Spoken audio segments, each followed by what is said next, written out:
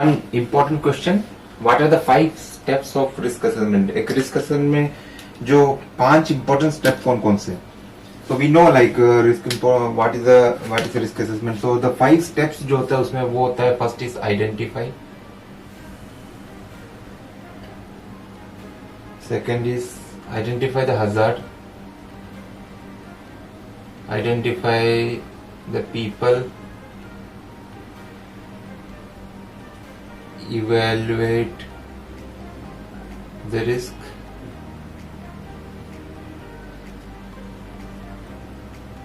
to record.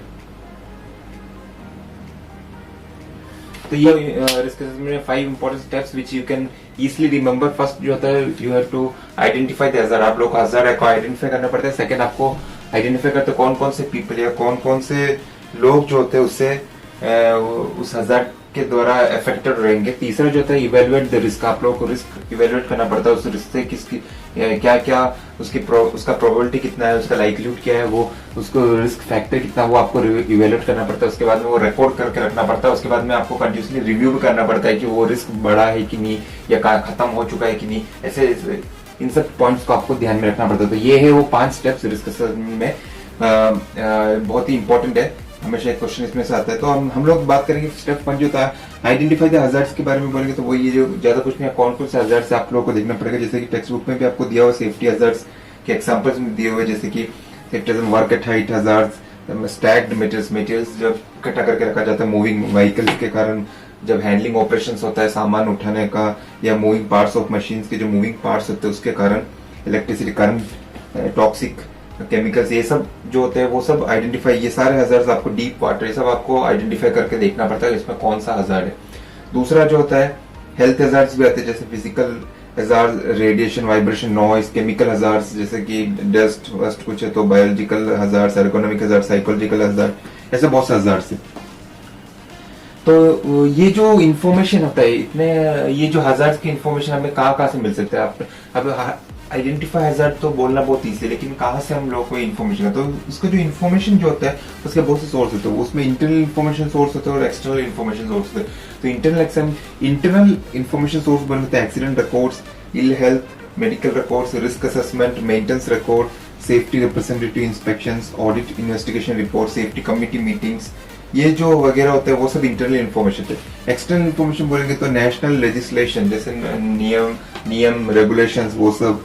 उसी तरीके से approved code of practice and guidance notes published by HSC and other authorities, जो books और ये सब होते हैं उसमें से आपको इन्फॉर्मेशन मिलता है. इसी तरीके से स्टैंडर्ड्स जो पब्लिश किए जाते हैं, जैसे कि हम लोगों ने देखा बहुत से स्टैंडर्ड्स है, British standard institution, European standards.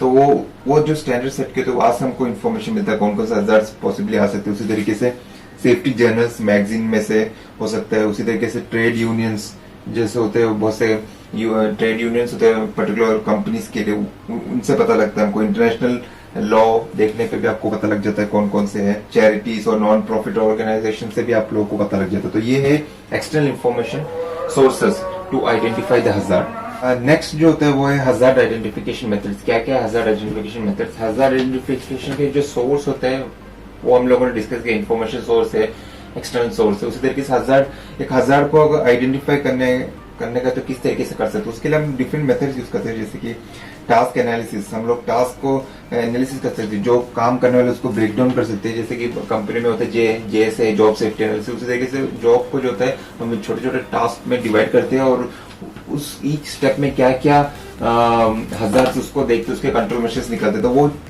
Task analysis या जेएस जो होता है वो एकदम सिमिलर ही है. तो वो एक सिमिलर मेथड है. उसके लिए इसके अलावा जो होता है इसको हम लोग इस टास्क एनालिसिस को हम कैटेगराइज करते हैं SREDIM बोल के. SREDIM. तो क्या होता है SREDIM का फुल फॉर्म होता है. S जो होता है उसका मतलब होता है सेलेक्ट द टास्क, R जो होता है रिकॉर्ड द स्टेप. आप जो काम करने वाले उसको रिकॉर्ड करो, स्टेप्स को रिकॉर्ड करो, जो भी टास्क है उसको रिकॉर्ड करो ईच स्टेज में. उसके बाद में इवेल्युएट द रिस्क. ई जो होता है इवेल्युएट करो, रिस्क को उसमें इवेल्युएट करो. Develop a safe working method. D बोलेंगे तो एक सेफ वर्किंग मेथड डेवलप करो, किस तरीके से उस काम को आप सेफली कर सकते हो. उसके बाद में उस सेफ मेथड को इम्प्लीमेंट करो. उसके बाद में उसको मॉनिटर करो. एम तो इसका मतलब तो यही SREDIM, जिसका मतलब होता है select the task, record the steps or stages of the task, evaluate, then develop a safe method, implement it, then monitor it. उसके अलावा जो होता है हजार्ड आइडेंटिफिकेशन के जो मेथड्स होते हैं वो होते हैं लेजिस्लेशन, जैसे कि कानून, अगर आपको किसी तरह के कानून या लेजिस्लेशन के बारे में, नियमों के बारे में लीगली आपको पता होता है, आपको पता रहेगा कौन कौन से टास्क को आप डिफरेंट कैटेगरी में डाल सकते हो, वहां पे कौन कौन से हजार्ड्स रहेंगे। उसी तरीके से थर्ड, मैन्युफैक्चर से जो इन्फॉर्मेशन आता है वो भी हजार्ड को आइडेंटिफाई करने में मदद करती है, जैसे कि MSDS material safety data sheet में सारा लिखा होता है, तो वो सब पॉइंट्स आपको हेल्प करता है। इंस्ट्रक्शन सेट्स, जो मशीन, किसी भी मशीन को यूज करने के बाद क्या क्या इंस्ट्रक्शंस फॉलो करता है, तो वो सारे आपको हेल्प करता है। इसी तरीके से इंसिडेंट डाटा, कोई भी नियर मिस या कुछ भी अगर एक्सीडेंट होता है तो वहां पे क्या क्या डाटा आपको कलेक्ट करने का है, उस डाटा के बारे में कौन, और उस डाटा से आपको पता लग जाता है फ्यूचर में आप किस तरीके से उसको अवॉइड कर सकते हो। तो ये सारे जो स्टेप्स थे वो आपको हेल्प करते हैं आइडेंटिफाई करने में हजार्ड्स। तो दोस्तों दूसरा जो बहुत ही इंपॉर्टेंट स्टेप है वो है identify the people who will be affected by this risk. तो इस रिस्क के कारण कौन कौन से लोग जो होते हैं वो अफेक्टेड रहेंगे, वो होगा, वो आपको फाइंड आउट करना पड़ेगा स्टेप 2 में। तो इसमें बहुत से लोग आ सकते हैं, जैसे वर्कर्स, आपके जो मेन वर्कफोर्स है वहां के लोग आएंगे। उसी तरीके से मेंटेनेंस स्टाफ, क्लीनर्स, जो लोग भी आते हैं आपके अंदर वो सब आ सकते हैं। आपके कॉन्ट्रैक्टर जो होता है आपकी कंपनी के, वो लोग आ सकते हैं। थर्ड, विजिटर्स, बाहर से जो लोग आते हैं वो भी, उनके बारे में भी आपको सोचना पड़ेगा। उसी तरीके से मेंबर्स ऑफ द पब्लिक, जो बाहर की जो पब्लिक होती है, जो आपके ऑर्गेनाइजेशन के आसपास पे जहाँ जो भी पब्लिक होती है, जो एरिया के लोग होते हैं जहाँ पे आपकी कंपनी है वहां पे या फैक्ट्री है, जहाँ के जो लोग है पब्लिक के, उनके बारे में भी आपको आइडेंटिफाई करना पड़ेगा कि उनको किसी तरीके से कुछ रिस्क हो सकता है कि नहीं हो सकता। तो ये है स्टेप 2, जिसमें आपको आइडेंटिफाई करना पड़ेगा कि कौन कौन से लोग इससे अफेक्ट रहेंगे। थर्ड जो होता है वो है इवेल्युएट द रिस्क। तो इवेल्युएट को रिस्क को किस तरीके से इवेल्युएट करें, रिस्क को इवेल्युएट करने का एक फॉर्मूला रहता है, वो है रिस्क फैक्टर हम कैलकुलेट करते हैं, जिससे हम लाइकलीहुड क्रॉस सीवियरिटी बोलते हैं। लाइकलीहुड मींस चांसेस, कितना प्रोबेबिलिटी कितना है एक रिस्क होने का है, या उसका लाइकलीहुड, प्रोबेबिलिटी, उसके चांसेस कितने, और सीवियरिटी मींस कितनी मात्रा में वो इफेक्ट करता है आप लोगों को, तो उसको सीवियरिटी कहते हैं। तो लाइकलीहुड मल्टीप्लाई बाय सीवियरिटी जो होता है वो देता है आपको रिस्क। तो जैसे अगर हम मान लो इसको डिफरेंट नंबर्स हम दे सकते हैं, आप सभी ने देखा ही होगा, ज्यादातर आप सभी को पता है, एक नंबरिंग सिस्टम, एक चार्ट रहता है जिसमें आप लाइकलीहुड और सीवियरिटी को बनाते हैं और नंबर देते हैं। तो क्या होता है, जैसे उसमें 1 से लेके 5 तक नंबर दे सकते हैं। तो 1 जो होता है जैसे लाइक वेरी लाइकलीहुड में, प्रोबेबिलिटी चांसेस में 1 जो होता है वो एक्सट्रीमली अनलाइकली, 2 जो होता है अनलाइकली, थर्ड जो होता है पॉसिबल चांसेस रहता है, फोर्थ जो होता है कभी कभार लाइकली, फिफ्थ वेरी प्रोबेबल, बहुत ज्यादा चांसेस। उसी तरह सीवीटी में अगर आप देखोगे तो उसमें भी नंबर दिया होता है, जैसे 1 जो होता है वेरी माइनर, छोटा इंजरी, सेकंड जो होता है फर्स्ट एड इंजरी हो सकता है, थर्ड लॉस्ट टाइम इंजरी हो जाता है, फोर्थ जो होता है वो हॉस्पिटल ट्रीटमेंट हो जाता है, और फिफ्थ जो होता है वो डिसेबल इंजरी हो जाता है। तो इस तरीके से 5 डिफरेंट पॉइंट्स जो होते हैं वो आप लोग देते हो और उस पॉइंट्स को आप कैलकुलेट करते हो। फॉर एग्जाम्पल अगर मान लीजिए एक आदमी वर्कआउट हाइट पे काम कर रहा है तो उसकी गिरने की संभावना रहती है, वहां पे गिरने का चांसेस ज्यादा है, वहां पे रिस्क है, तो वहां पे लाइकलीहुड आप मान लीजिए पॉसिबिलिटी गिरने के चांसेस ज्यादा रहते हैं, राइट।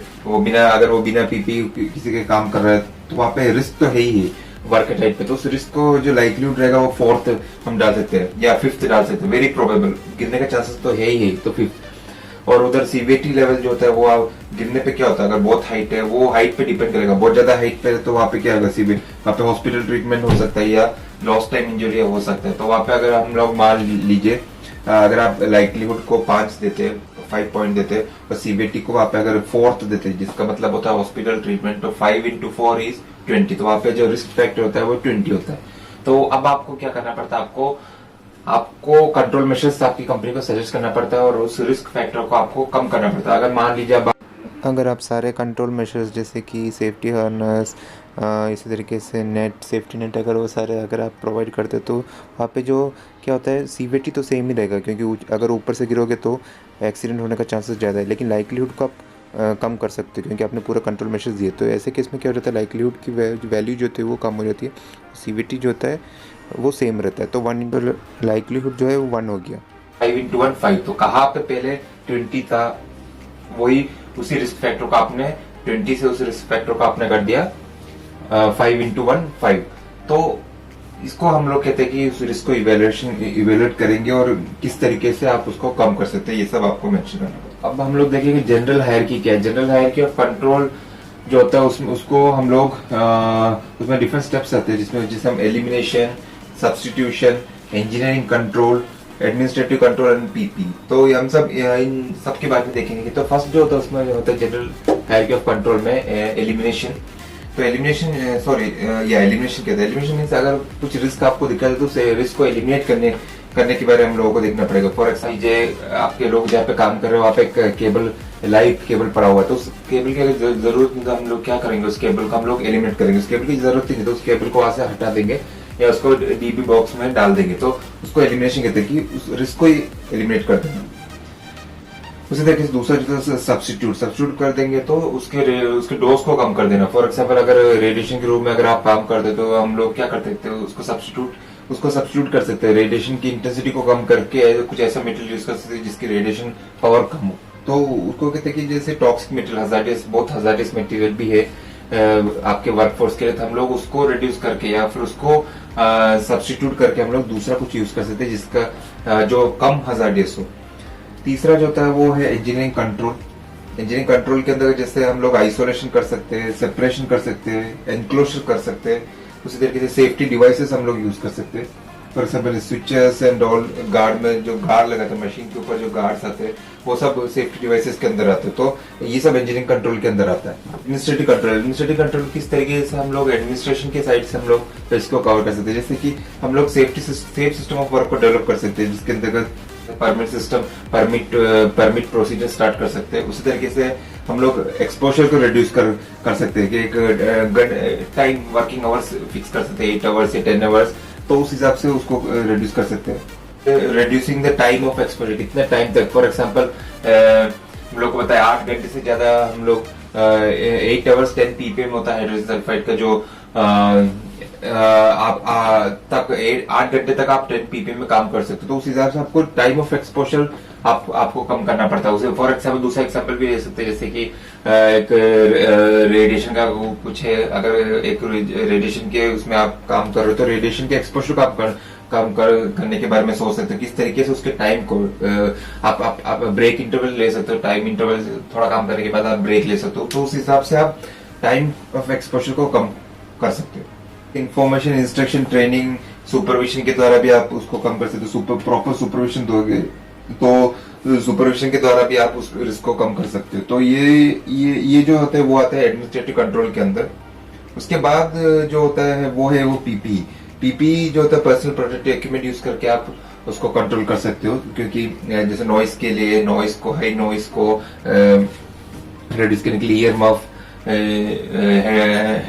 ईयर मफ यूज कर सकते हो।